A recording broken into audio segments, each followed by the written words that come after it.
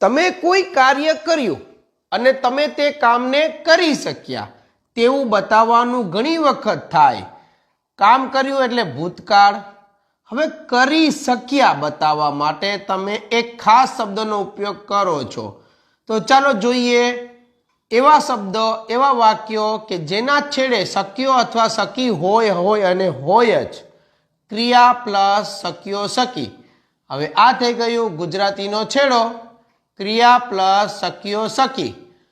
હવે શક્યો શકી માટે અંગ્રેજીમાં મૂકી દો કુડ. ભૂતકાળની ક્રિયા બતાવવા માટે કુડ. અંગ્રેજીમાં ક્યાં મૂકશો કુડને? બીજા સ્થાને. ક્રિયાને લઈ લો V1 તરીકે. હવે કોની સાથે કુડ આવે? I, we, you, they, he, she, it, Riya, Rudra, કોઈ પણ સાથે તમે કુડનો ઉપયોગ કરી શકો છો.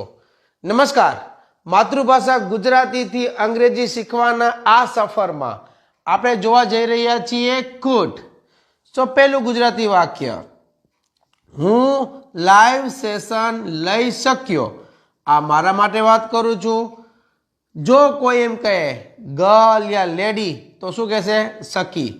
હું લાઈવ સેશન લઈ શકી. નેક્સ્ટ જુઓ, CSK MI